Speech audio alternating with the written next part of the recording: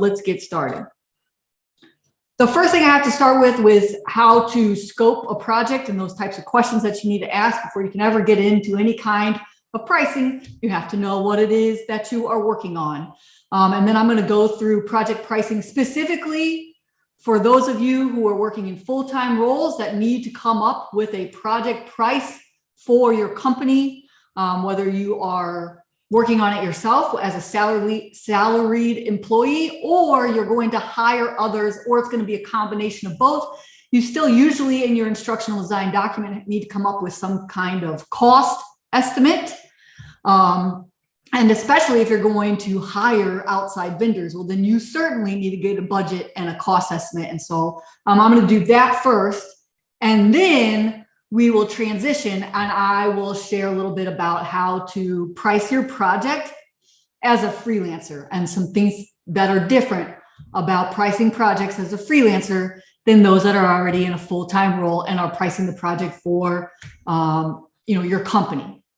And then I am going to talk about how to find your hourly rate as a freelancer, some pricing examples, and how and when to charge. So I really kind of tried to cover two audiences in this, and that is people who are full-time instructional designers trying to price a project and those who are freelancers. So let's see if I can accomplish both in this one training. All right, so everything you have everything you need to price projects in your workbook. And I've already dropped the link for you. It'll also be under the recording of this video. All right, your very first thing that you have to find out is what the heck is this project? What's the budget? What's the business goal? How does the project fit into my training strategy? Is this a priority for my company? Has the business given me a budget, or are they more interested in me and pricing it out and then coming up with the budget? Usually, I gotta tell you, they're gonna be like, I have no idea what the budget should be. Go price it out for us, then we'll make you a budget. That's usually what happens unless you're in a bigger organization and they already have a budget set aside for hiring outside vendors. Then you'll definitely want to know what that budget is before you go and price things. Some of the other things that are included is, does the client have examples? What and how much content is already supplied? Now I say client here. Now I did to be mindful of time, I did steal some of my slides from eLearning Freelancer Bootcamp. I also borrowed my hair from yesterday. I've just been working on getting this training ready for you today. So here, and I have the full questions for you, right? So project assessment scoping. This is very similar to the type of questions that you would ask in any kind of discovery call. And so this is again in your workbook. What does success look like?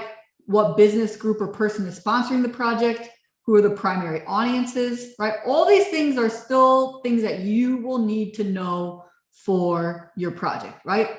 What existing content can be leveraged? This, of course, is going to influence your price, right? You can imagine that if they're going to give you a bunch of existing content, if they already have scripts written, if they already have instructor-led training and you're going to convert it to e-learning, that changes the cost, right? It changes the amount of time that you'll have to spend, and it'll change the amount of time that you'll invest in it. I think I already said that. So what resources are you able to provide for the project from a subject matter expertise standpoint? And then milestones, right? Dates are important, right? You guys probably heard it. You can get, there are three things, right? You can get quality, right? You can get it fast, or you can get it cheap. And you can only pick two out of the three. And so if you know that it needs to be done quickly, right, then that usually costs more money. But when we're talking about sourcing vendors, right, hiring outside consultants to come help you build on your project, same thing goes for them. Vendors, their rates go up whenever your timelines get short, right? So these are important questions to ask. What's the budget? We've already kind of talked about that.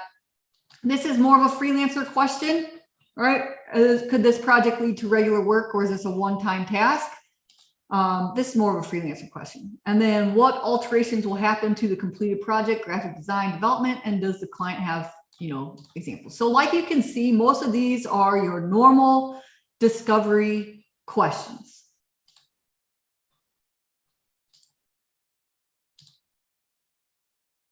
All right. So the first thing that you want to do, all right, after you have all your questions, you know the detail, you know whether you'll be writing scripts, you know whether you have any content, you know kind of what their ideal deadline is.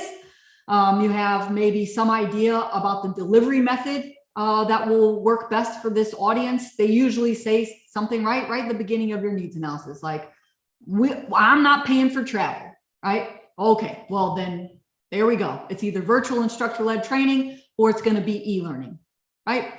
There you go. You have two options at that point when they say they're not going to do any in-person training. And so you want to find out from there, since you know the delivery model, usually at the beginning, right? Then you can think about, okay, now I need to go to figure out how many hours will the project take. I have this great little tool for you. It's actually been built by eLearning Art, which is great. I used to have to build my own spreadsheets back in the day, and I do have one of those that I'll share with you. But this one's pretty cool, especially specifically for those that are already in the field as full-time instructional designers, because this will allow you to pull up, let me zoom this in, if you're hiring contractors. All right, so let's see, what information would you like to estimate the course length? If we know it's either going to be instructor-led training or e-learning, right? So let's say it's a slide deck. Let's say you know that there are 100 slides, right? Then it says your e-learning course lengths would probably turn out to be, is this minutes? 45 minutes at 100 slides, right? Now there are three different levels, and now this is important for other cost calculators that I have for you, and it actually gives you information about each of these levels, right? So the level 1, text and graphics only, click and read. That's exactly what it sounds like, right? Click next, click next, click next, those types of e-learning. You could also even, if you're not doing any kind of outside development for a RISE course, RISE would fall into a level 1 e-learning for the most part, unless you are building videos outside and beyond and dropping them in, or adding any kind of outside development and putting them into RISE. Well, then it might turn into a level 2. Level 2 is about where all e-learning lives, right? Text, graphics, simple branching, quizzing. It also has, sorry about that. It also has some kind of narration, whether that's narration on videos that you include, narration for the whole course, whatever. And then level 3 is when you start adding things like gamification elements, you add advanced triggers, maybe you're doing some XAPI, right? You're doing things that are a little out of the norm. Another thing that I might say might get you to a level 3 is if you have to build a fully accessible e-learning course, that might take you to level 3 alone. I know it would still probably be a level 2, but the amount of time that you have to invest in making an accessible course might take it up to a level 3. But most of them are going to live in level 2. All right, and then it's like they copied from my own calculator, but my calculator also copied from another popular model. So level 2 course development falls within a range. How would you like to use it? So, right, low end, right? So this would be low end is if you are doing a level 2 and you're doing it in RISE, you do a low end, right? You're not having to author every single thing that happens in RISE. Level average, right? That's typical, right? That's your typical for level 2. It's an articulate storyline. That's about average. High end, again, right? Lots of media. Like I said, accessible learning might fall in this field, any kind of gamification. If you're making a ton of videos, like just think like, you know, times 10, that's when you're going to the high end or whatever. All right, so average. So it's saying right here that my development time will probably be 150 hours for 100 slides, 47 minutes of e-learning at a level 2 at the average, you know, interactivity level. All right, next. Now, this is what you guys are interested in as those that are already working as full-time instructional designers. You would do a couple things like who's going to be performing the work, right? So if it's just you as the employee that's salaried, right? You put in your annual salary, right? And then here we go. What load factor would you like to add to get to the true cost of the employee? That's about normal. And there we go. So for you to be working on this project in your company, it's going to cost about $7,275.56 of your employee time. The other way to do it, right, if you want to go hire vendors, is to select contractor. What is that contractor's hourly rate? Now, there's a couple ways that you can get their hourly rate. You can go and have a couple of conversations, but just know that if you're hiring from a staffing agency, it's going to be more than what people would contract directly, right? If you're going to hire a staffing agency, the contractor might be $50 an hour, but that staffing agency is going to charge you $100, right? Or if you go and now you have this, right? Now that contractor, if they're going to be working on it all by themselves, it'll probably you need a budget about $14,900 for this project. All right, that's if you're going to go and get somebody from a staffing agency. If you're going to go hire a freelancer, then maybe you can get a lower rate. Maybe you can get something like 65. And then you can get it down to 9,700. It just depends on your company as far as like what type of people they allow you to hire. Sometimes they allow you to hire individual freelancers. Sometimes they only let you hire from an approved vendor list. And then sometimes they do or do not let you hire from staffing agency. Just depends, but I wanted to show you a tool that makes it pretty easy to figure out costs of a project, especially as somebody who's a freelance instructional designer. Now, this is just one tool. I want to show you another tool. All right, so let's say it's a contractor, $65 an hour. There you go. There's a whole summary. You can drop that in your instructional design document. The other thing I want to show you is this one. Got another tool for you. All right. Now this tool is only for e-learning. What's helpful about this tool is that it allows you to change the hourly rates for the different types of things that you're working on. Now, please note this is numbers for a finished 1 hour level 1 e-learning course, right? And so this is only level 1. These are click reads. These are click to reads. But what's interesting is I have another thing for you, and I'll come back to this in just a second. I have another thing for you. Project pricing calculator, and this is mine.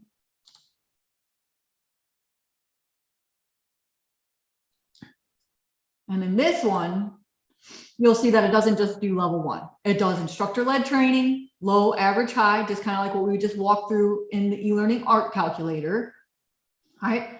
And then it also allows you to do e-learning quotes level 1. You can see the time here, and you can see the time here in this one. So what I'm basically saying is that if you wanted to adjust this worksheet for yourself, you can take the average time spent on tasks at level 2 and drop them in there, right? So I'm just giving you a couple of different types of worksheets that you can use. What's great about this one, even though it's only level 1, is that you can change the rate. So usually front end analysis, that would probably be you who's working in the company, because I'm still talking about full-time instructional designers at this time. I'm not talking about freelancers, right? And so you would probably put in whatever your hourly rate was. Remember when we went to e-learning art and we saw that the hourly rate for $75,000 a year is like, I don't know, like $45 an hour, right? So you would put something in here like 45, and you could do that here, right? You can you can change this, right? So you would change this to what yours is. And then you could say, oh, maybe I'm hiring that vendor who's $100 an hour, right? Just to do my storyboards. And I know that if they're doing storyboards for an e-learning 1, that's only going to be 8 hours. But like I just showed you, that if you are, you know, kind of average on a level 2, then this amount of hours would change. But what's great about this is you say, oh, okay, I'm just going to have my vendor do storyboarding at $100 an hour.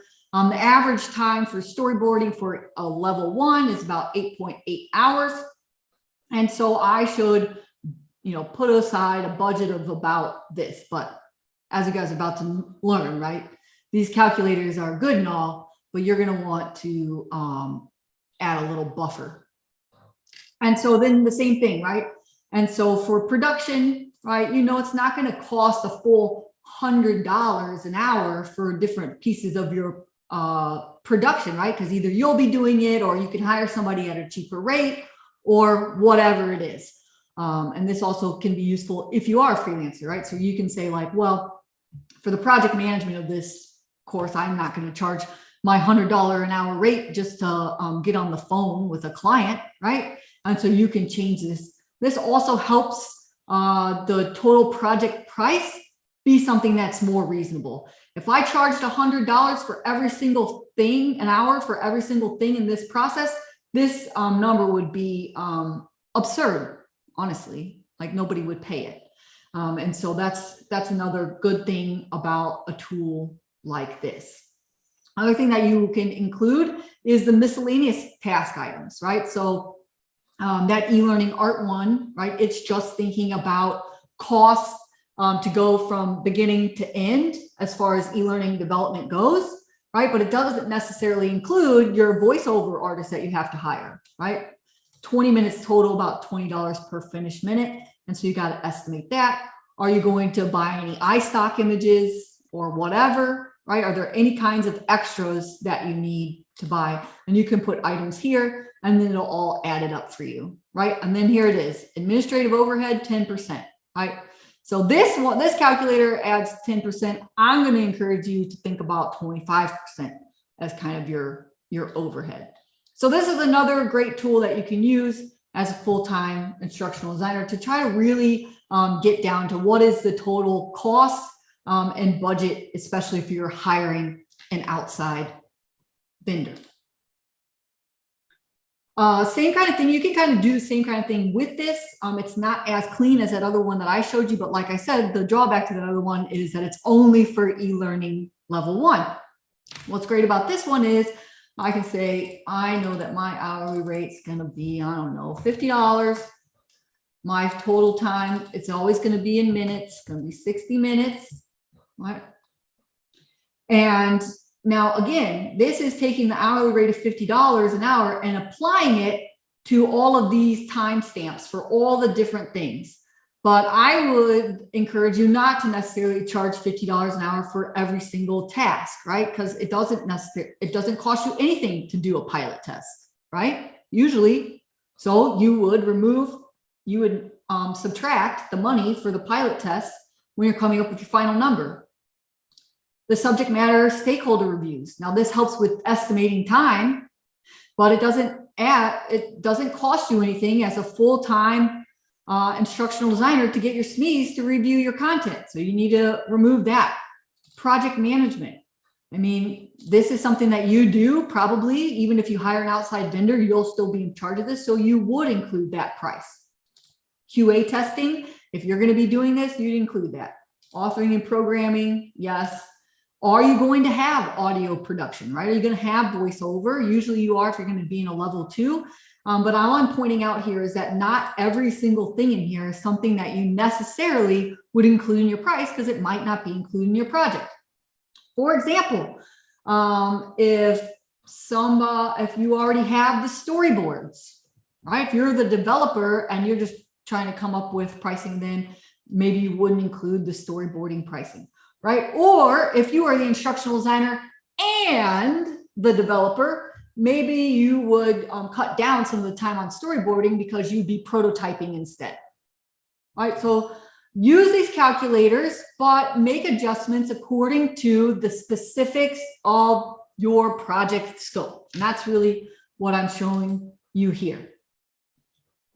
All right, and then the other thing is, like, remember how I said, like, each thing could cost different things. Then you could just kind of look at what the hours are for the things that you actually be using, and then times that. Instead of by 50, you know, say for project management, you times 11 hours by, I don't know what you charge for project management, $30 an hour, right? We'll just make up a number. And then that 11 hours is times $30 instead of whatever we got right here, right? Which is times 50. So that's another way that you can use this. You can also see the reference data that's in here, right? The low, average, and the high, and then the percentages breakdowns, which will also help you create your own calculator if you want to. And you can also kind of help you with your estimates, just kind of knowing a percentage of what everything takes as far as on average. So all of this information is in here for you to help estimate time and cost. All right, let's move into if you are a freelancer. And before I do that, I'll take any questions you have about scoping and pricing projects as a full-time instructional designer. All right, is the total finished time the amount of time the course will take for users to complete? No. Wait, what? Total finished time. You gotta pull it up. Total finished time is the amount of time that it'll take for your users to complete. So remember, we said that it was going to be 10 hours of instructor-led training for a series course. So that would be 600 minutes. And then we know that it's going to be e-learning. We just guessed. I'm sure that it's not going to be an hour each, but we guessed it would be, you know, 6 hours of e-learning. That's 600 minutes. So that's how that works. All right, good. You guys understand. All right, so now let's move into, what's that? Not sure if I missed something. I heard an hourly rate mentioned for full-time. Yeah, you must have missed when I did the e-learning calculator. It broke down what your hourly rate is based on your salary rate. If you are going to price a project based on you working on it alone as a full-time instructional designer. But like I said, usually you're going to hire some kind of contractors or vendors. And so you still need to figure out what their hourly rate is. All right, hope that helps. Make sure to throw questions in the QA thing for me. All right, so the first thing that you have to do if you are a freelancer, now I'm switching over, okay? Now, the first step you have to do as a freelancer is you have to figure out your rate.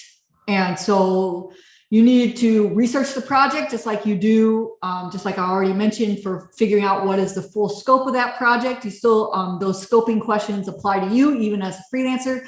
You have to know what it is that you're working on. A lot of freelancers come to me and they say, oh, well, I can't scope the full project unless I, get all the materials and kind of look at it and really create a course plan. And then I can scope the project and price it.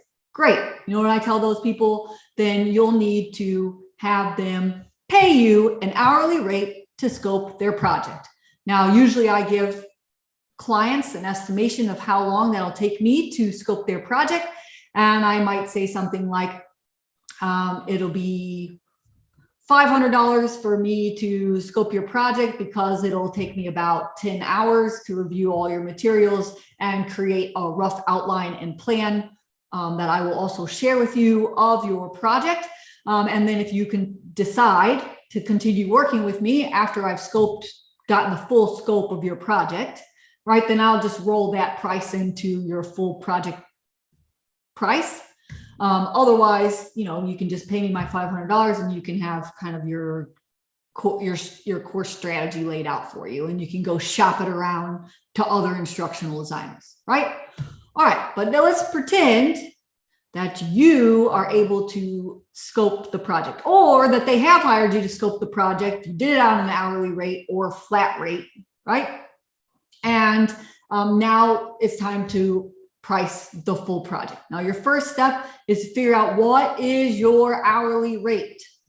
So I want you to use some information to determine your hourly rate. And that's the starting point for this entire process, especially as a freelancer. And I also encourage my freelancers to quote project rates rather than hourly rates. It protects you and it protects the client. It protects you, right? Because you're not punished if you work faster. It protects the client so they have a firm price that they can work from, right? And so that they can budget for. And it makes it really clear, right, what the price of the project is going to be.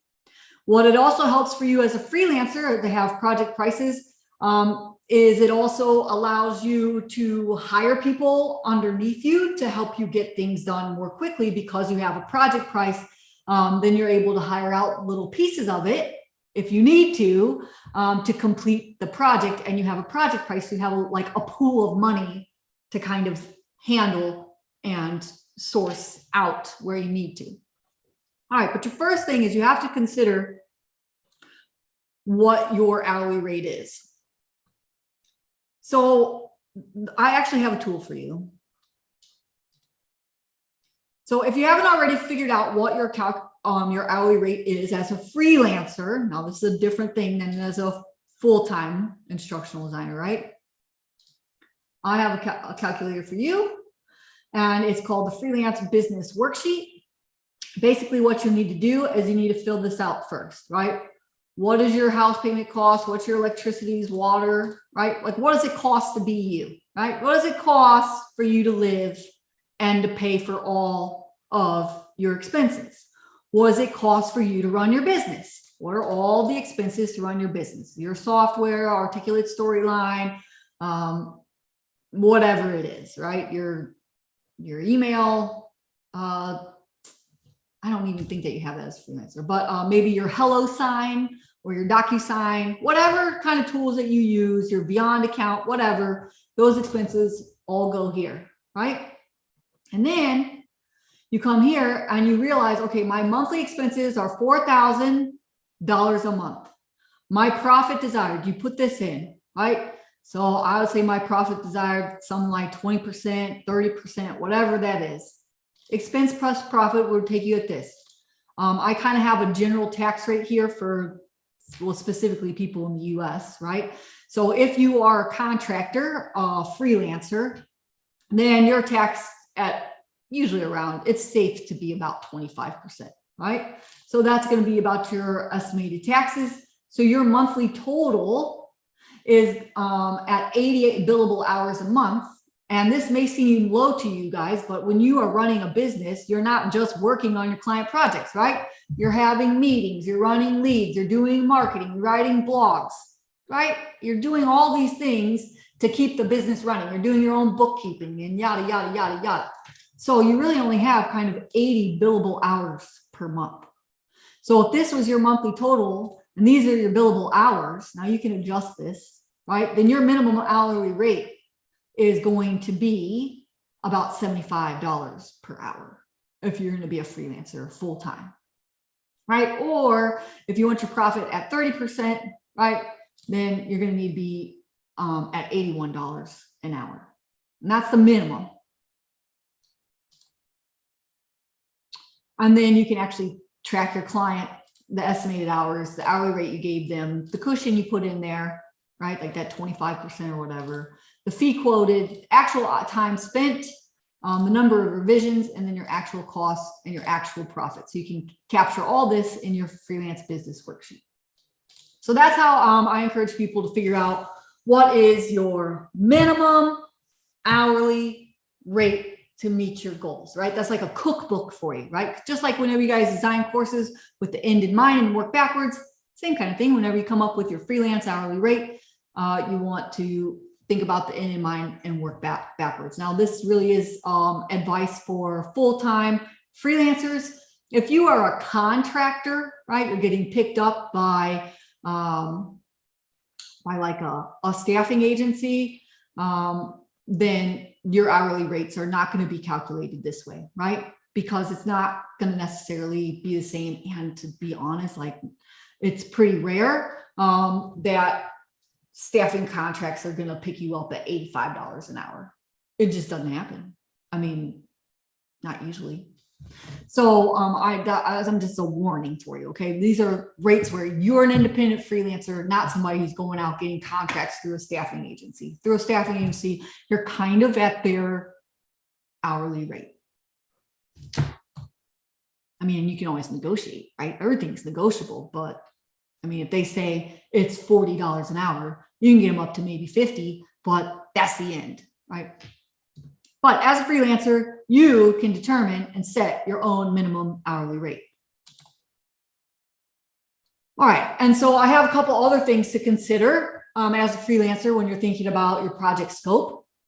What are the client's expectations in your role? Really, all this is to say is like, is this one of those pain in the butt clients? Or is this somebody that you'd really like to work with? Is this a project that would really build up your portfolio? Is it something that really aligns with your values? And so maybe you're willing to take a smaller price, right? Or are they a pain in the butt? So you want to charge them an extra, like a bigger price because you know they're going to be annoying. It's like an annoying tax. So what I'm saying is like, as a freelancer, there are other variables to consider when you are thinking about your project price. The other thing is, will this project lead to ongoing work? Now, I'm not saying that you reduce the price of your project to a client who promises ongoing work, right? I've been there before. Don't make that mistake. But on the second and the third and the fourth, maybe you might give them a little benefit in their price, or you add some kind of extra value. So for instance, so from some of my clients that were returning, instead of necessarily lowering the price, I would include things that I wouldn't track.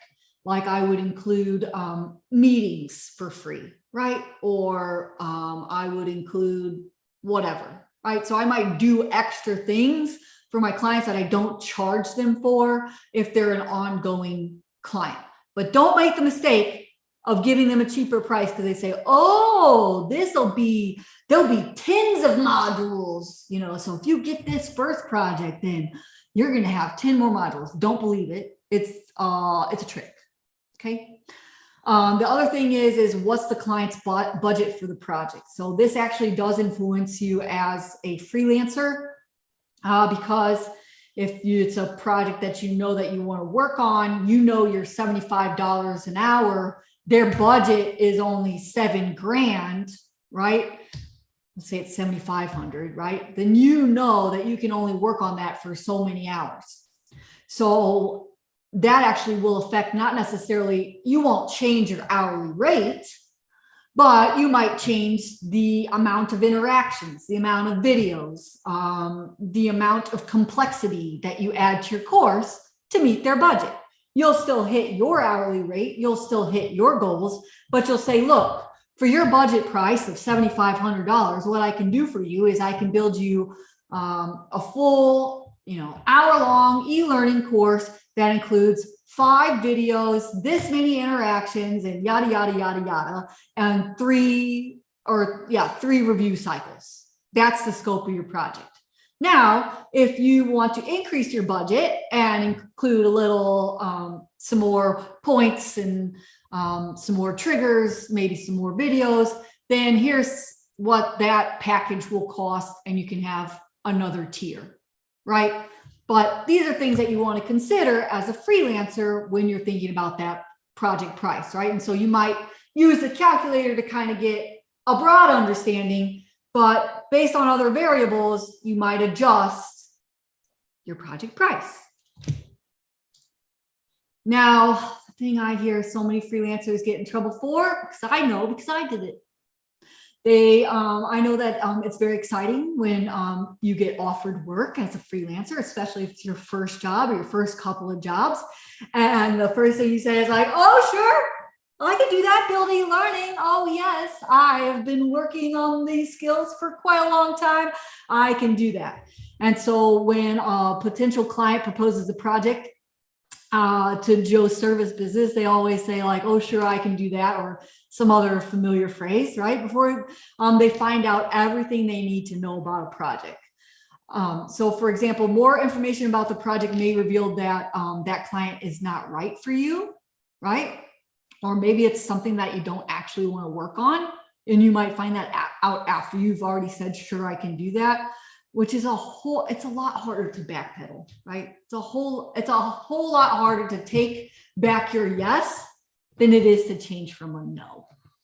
And so when you respond to an inquiry and move ahead with a project too quickly, you operate under the assumption that you'll figure out the details later as issues arise. But your service business can only become respected in our industry and long-term source of income if you abolish the casual approach to discussing work that runs rampant in our freelance culture, right? If you want to have an exceptional service business, you cannot casually respond to any form of business communications or informally agree to any business transaction. Trust me.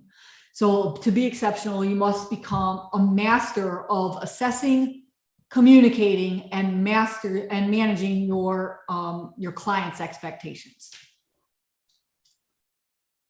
And so, I mean, if you guys are freelancers, I would ask you the question, how many times have you said yes to a project before you got all the details and then it bites you on the butt? I imagine that some of you can say yes to this because maybe you got that volunteer project and you're like, oh yeah, I could do all those things. And now it's like, you know, you got into it and you see the full scope of their project and you're like, oh my gosh, like, when am I ever going to apply for my instructional designer roles now that I've agreed to all this stuff with my volunteer client? And so it really, really is important to carefully scope out your project, especially as a freelancer. Like I said, have them hire you to scope the project if the scope is not clear. Don't just give them a project price. I can tell you story after story where I'd be like, you know, I have a discovery call and be like, oh yeah, sure, I can do that. And then I give them a price and then turns out to be way more expensive than what I quoted them. All right, and so then again, right, after considering those variables, you know, the full scope of their project, same kind of calculator that you would use as a freelancer in the same kind of way. Now, as a freelancer, I encourage you to calculate your project base rate, right? Kind of go through what I just did for those other pricing calculators when I was talking about the full-time instructional designers. Those calculators are really for you as freelancers. And then you want a 25 to 50% markup. Why? Because humans are always overestimating how much time, they're underestimating how much time it takes to get something done. And they're overestimating how much they can get done in an amount of time, constantly, on everything, right? I mean, I could just think about like, how long do you think it would take you to call and just get your homeowner's insurance for a new house? You think, oh, I'll take 15 minutes. No. You get on the phone call, you got to go through the waiting, you got to give them all these details. I sat to get my new home insurance. I sat on the phone for over 2 hours, grossly underestimated the amount of time that would take. And that happens for everything in our lives, and it especially happens in projects. They might have some feedback that makes it take more time. Now, you don't really want them getting out of scope, but they might have like a little extra that you agree to in the project that takes it out of scope, or they take too long getting back to you, or, oh, we found some more content, or whatever. So a 25 to 50% markup, one, gives you your profit. Two, it protects you from those underestimating how long things take you. And it also gives you room to hire people up underneath you in case like that project needs some help, right? Now, of course, freelancers might do that and add the markup of the project price and think there is no freaking way that a client will pay that price. And really the thing is that you have to rise above it, right? There are going to always be service providers who charge less than you do. The trick is realizing that those businesses do not provide the same quality and they are not your competition, right? It may be difficult to make progress with your business when you're worried about all the other people who provide similar services and how they might charge less expensive rates than you do. You may even feel pressure to lower your rates to look more reasonable or meet the industry standard. And there are always going to be, people that charge less. But the trick is that they are not your competition. And you want to ignore things like reasonable and the industry standard and instead focus on creating an experience for your clients that they won't find anywhere else. And that really is the winning difference. And that's what will make them choose to work with you. So usually what most people do is they start out at a rate. And when you start to notice that you are getting full, right? Like I might start at something like, $40 an hour. Okay, I've got a ton of clients. I can't take on anymore. You know what should happen next? You raise your rates, right? And that is how you can continuously raise your rates. You can start at a certain level as you see that clients are, fighting to get time with you and you're starting to fill up. Then that's when you can start raising your rates because you're in demand. So it's so tough to charge what you're worth. And like I said, like at the beginning of your journey as an instructional designer, you might not be worth $85 an hour. I mean, I wouldn't pay a brand new newbie $85 an hour. And so the first person who has to be convinced of your hourly rate is you, right? And so it seems like it should be easy, right? Like to charge what you're worth and all those kinds of things.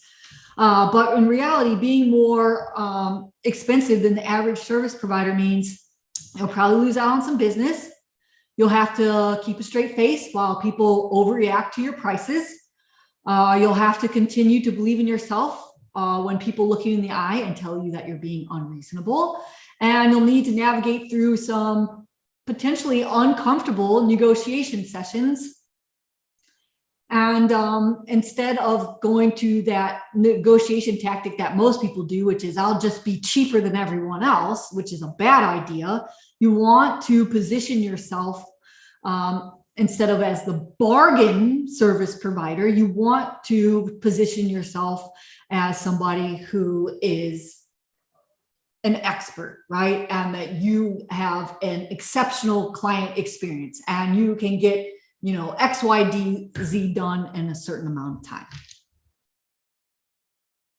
And the other thing is like, another reason why you don't want people who badger you about your rates and all those kinds of things is because then you'll have to continuously sell that client the whole time that you're working with them instead of just working with them, right? And I've also found that the cheapest clients that I've ever worked with are also the worst clients that I've ever worked with. And those that had the big budgets were some of the best people to work with. You know why? Because they are not harassing me over every nickel and dime that has been spent on their project. Instead, they want their project done and they want it done right. And they want a good experience throughout the project, right?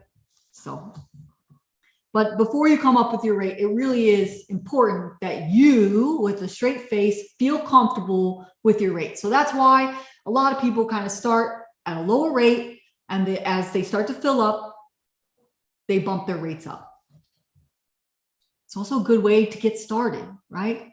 All right, I'll get my feet wet at $48 an hour, $45 an hour, whatever. And then you can keep bumping up as there's demand for you. So I also encourage those as freelancers to be a go-to collaborator model, to be a business peer, and not just some kind of order taker, right? Not just some kind of e-learning factory, if you will. And you must communicate to your clients that they have to agree to your terms of service or your statement of work or your project proposal. That's just another way that you show up as a professional, right? So to demonstrate that you are a business peer, you want to make sure to outline the details you consider when evaluating a new project.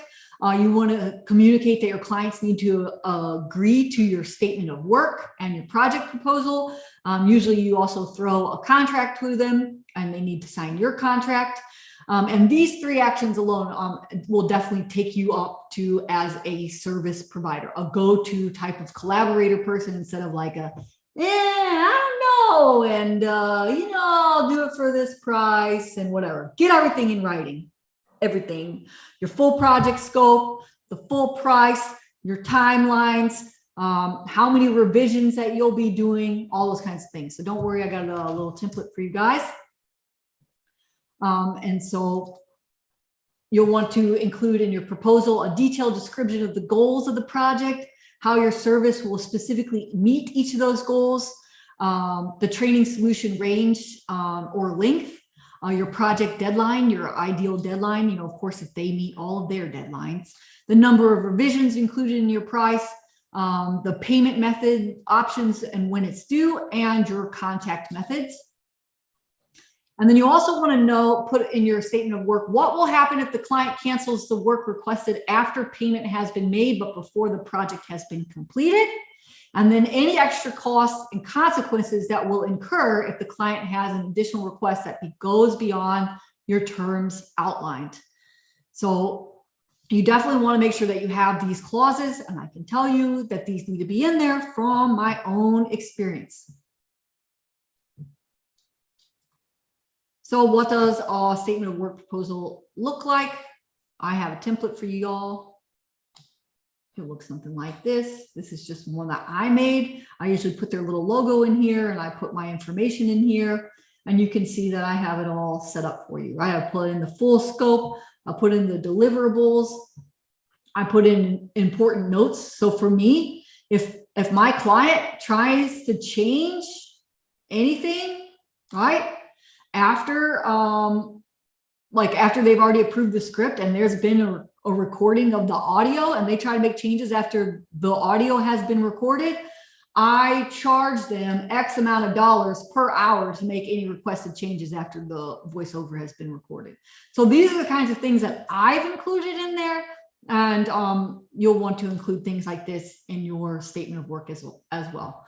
These are, of course, you want to put your timelines in there, right? Your client project. What does this include? What are your development steps? What are the dates that you, hope to be completed? Your fees, your schedules, and your terms. I usually include my electronic transfer information. I sign it, so it's like a contract. I have my client sign it, and so it's a contract. And then I usually have some kind of appendix, right? What's considered out of scope for me? For back when I was doing freelancing, any kind of ADA compliance was out of scope, right? In this project, most projects. And so if you are going to do that, make sure you include it and include what kind of, accessibility that you'll be including and so on. I also always include that I'm not in charge of any kind of troubleshooting with your LMS. So this is what my SOW template looks like, and you can just fill it in with your information. And as you can see, there you'll put a total project price. I also do usually a payment schedule. I make people put in a deposit of like 25, 50% or whatever, a good faith retainer. I don't start the project till the deposit is received. And then I do a milestone. I usually highlight where those milestones are, right? So here's a milestone, here's a milestone, here's a milestone, here's a milestone, or whatever. That might be an example. Or you might just, whatever your milestones are. All right. Now, the most important thing that you can do as a freelancer, and I actually encourage every single one of you right now as, just regular, instructional designers, whether you have a job or you don't have a job, I encourage you to track your hours for every single type of thing that you work on, and to continue doing it. And so there are a bunch of different ways to track your time, and you really want to track your time and find out how long does it actually take you. So I've given you some estimates, I've given you some calculators, but those are not as accurate as they could be because they're not based on your hours. They're not based on how long it takes you to do a thing. It's very important to start tracking your hours, not only for the worksheets and the price projects, but for instance, you could ask me right now off the top of my head, how long does it take for one person to do 1 minute of beyond animation? And I can tell you that it should take somebody to take no longer than 2 hours to do 1 minute of beyond animation. And I'm not paying for more than 2 hours of 1 minute, 2-hour rate of 1 minute of beyond animation, because I know that somebody can write the script and design the video, right? And develop the video per minute, 2 hours per minute. And I know that. You know why? Because I've tracked every single thing and I know all the little pieces of what things take, how long they take to do beyond. I know how long it takes to build a slide and storyline. I know how long it takes to build a PowerPoint, right? And I know how long it takes to build a participant guide, a facilitator guide, and on and on. And you want to track every single one of these things for you as well, right? How long does it take you to write an outline? How long does it take you to write a script for a lesson? All this information is very valuable, and there's lots of easy ways to track your time. Right there, and I have a calculator for you, but you want to track the type of asset that you're working on. And what's great is there are trackers where you can start tracking your time, and you can write a little note. So you can say articulate storyline slides, and you can write exactly what it is that you're working on. And if you use the same type of descriptions for everything that you work on as you are tracking your time, then you'll have a nice little sheet that'll tell you exactly how long it takes you to do anything. And this will be very valuable for you when you price your own projects, whether you're a freelancer or a full-time worker or whatever. All right? Very useful. And even if you're hiring other people, it becomes very useful when you're hiring other people. I know that it shouldn't take more than 2 hours per minute of output, right, of finished video and beyond to write the script and finish the video. 2 hours, right? So I know when I hire somebody, I know how much time I'm going to give them. I'm going to give them, X amount of dollars per hour. You've got 2 hours per minute to get it done. That's my flat rate. Take it or leave it. Same kind of thing. That becomes very important for you. If you want to hire people, you need to know how long it should take them to do certain things. And you probably want to set it against the benchmark of your own self. Otherwise, it's not really worth hiring them sometimes if you can do it faster, right? So there's a lot of value in tracking your hours and adjusting as you go. So this is how you get better at pricing your projects, your services, and really pricing people that come and work for you. So you can track it, of course, with the project results worksheet, or you can track it with something like tracker.toptal. I know this one's free. I used this one back in the day. Is it going to pull up for me? There's other ones too, like Harvest.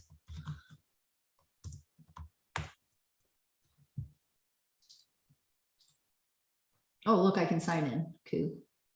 So this is free. What's great about it is, I'll show you the Harvest one.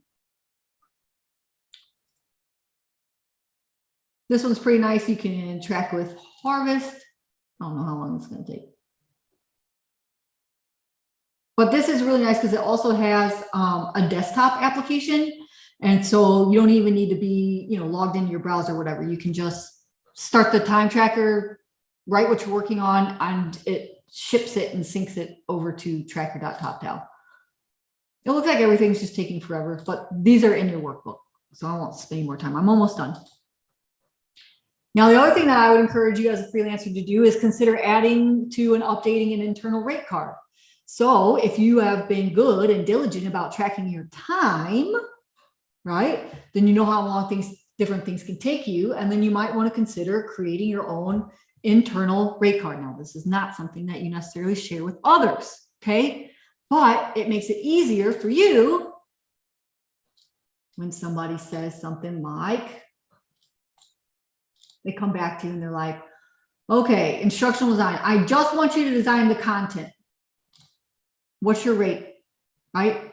And you will know what it'll cost you and how much time it'll take you for 1 hour.